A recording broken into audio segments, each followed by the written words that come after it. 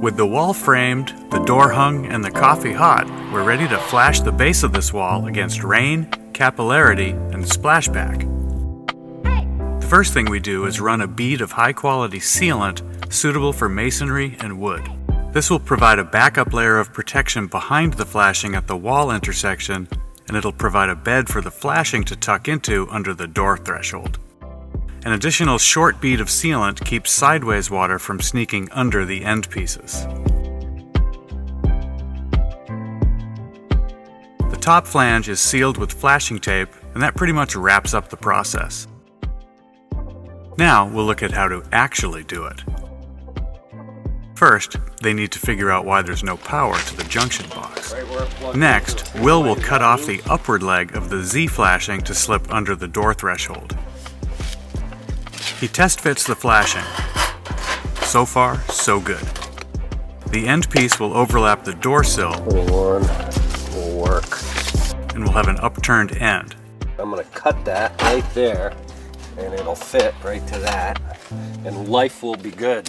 Will cuts it to length so that it will butt the threshold. Sure enough, life is good. He does that same thing on the other end, bending the end with a clamp, a block of wood, and a hammer. Poor man's metal brake.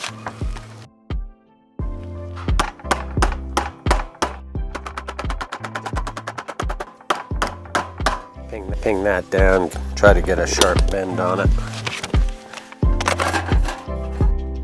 He slips it into place and marks the length.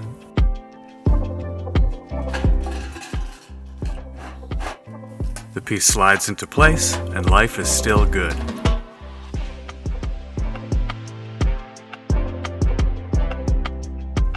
Now he lays a bead of high-quality sealant suitable for masonry and door installation.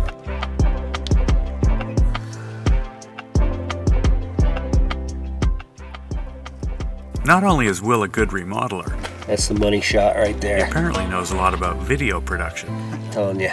He beds the sill flashing under the door sill and then lays a bead for the flanking flashing, adding a perpendicular bead to isolate the pieces.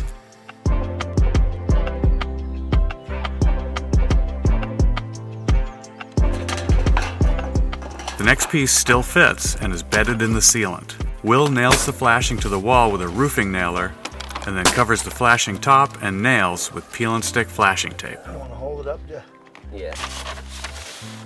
With the base of the wall framed and flashed, it's time to tip over the rainscreen mat, read the instructions, and then stick it on the wall, which we'll do next time.